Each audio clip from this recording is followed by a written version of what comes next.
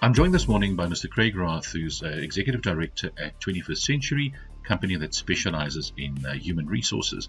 And Craig, good morning. Morning, Chris. Thanks for having me. No problem. The thing we're going to be discussing is, I think, something that has been on most people's minds, and that's obviously, the way we had to pivot post-COVID, at the onset of COVID, in terms of the world of work, and a lot of dynamics have changed, both from an employee, employer, and just generally, a lot of changes have come in, and some have been good, some have been very bad. So I've got Craig here to explain a little bit more and to tell us where we are in the world of work today and what do they see going forward. Craig, it's all yours. Perfect. Thanks so much, Chris. I've got a few thoughts that we've picked up and noticed over the last couple of years.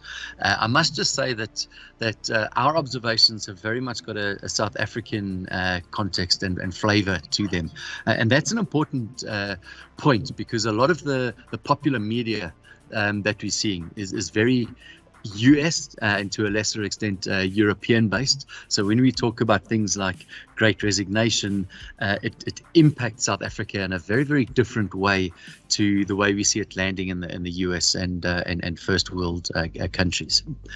So perhaps what we're seeing immediately and what organizations are currently grappling with is that hybrid working is a given.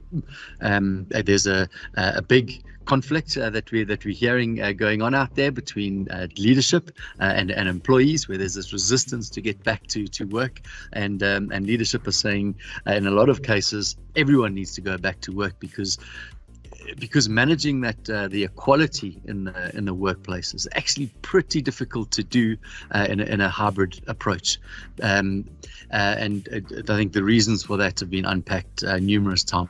So we know what those reasons are.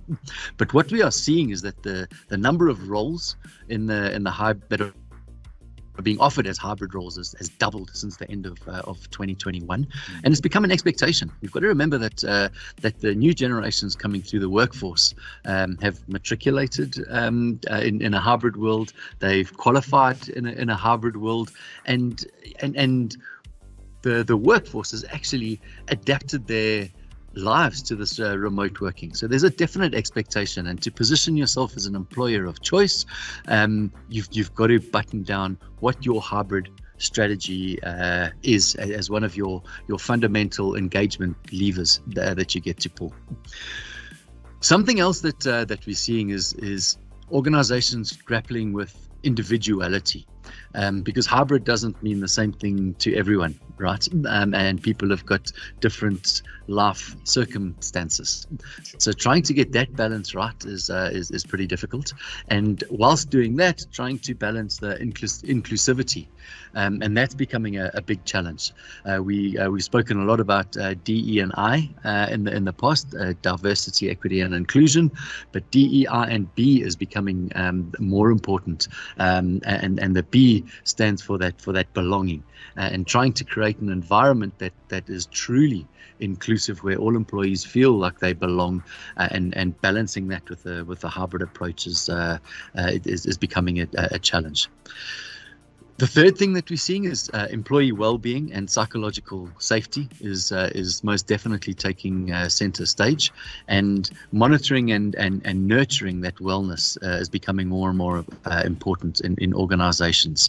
And perhaps finally, trust is a very important element in that employer-employee relationship, and as measurement of performance and success moves from outcomes from outputs to outcomes in organizations, the type of tech needed to support this needs to change fundamentally, because measuring the outputs is easy.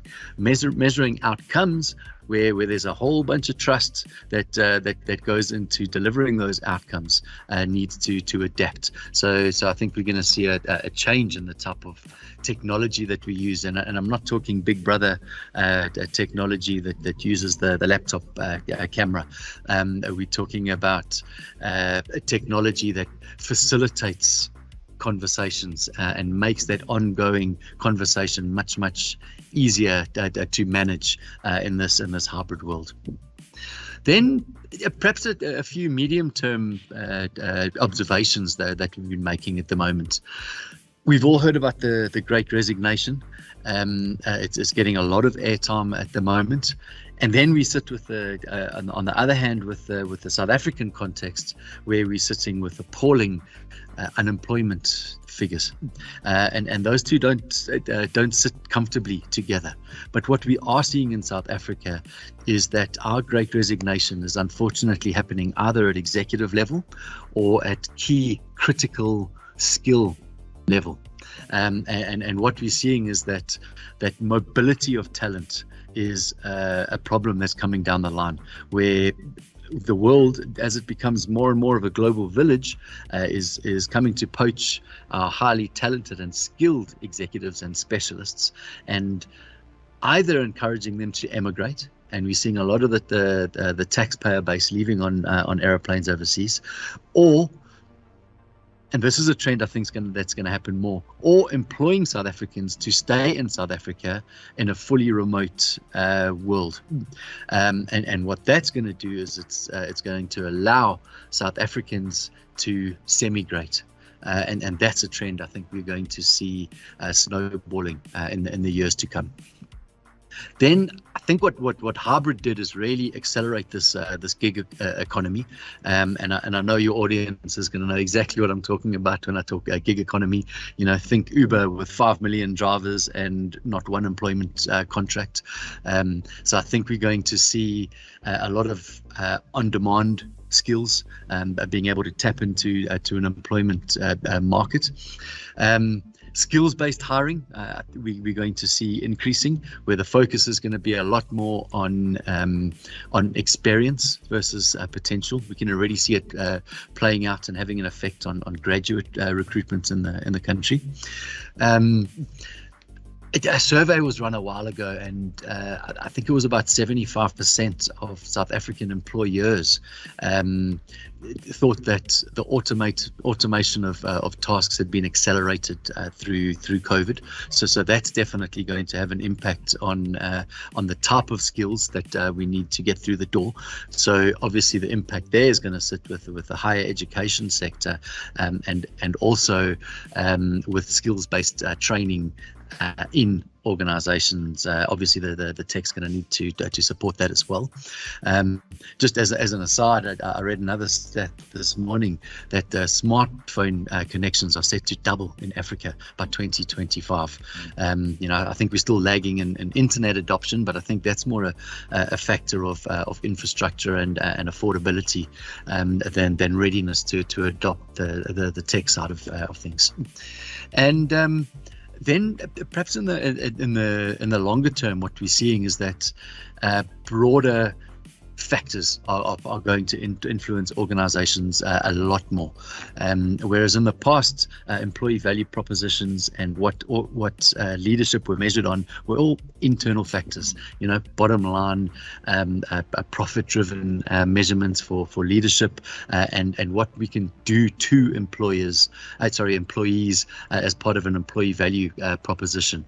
What we're seeing now is that external factors like climate change are playing a far bigger role in how we measure success in organizations and how we hold leadership accountable in organizations. So ESG, environment, social and governance, we're already seeing them dominating agendas in the boardroom, and I think we are still way off the pace there, but that's really going to promote a shift from shareholderism to stakeholderism, where organizations are no longer purely accountable to shareholders and shareholder returns, but to the greater community, including suppliers, employees, community, etc., etc.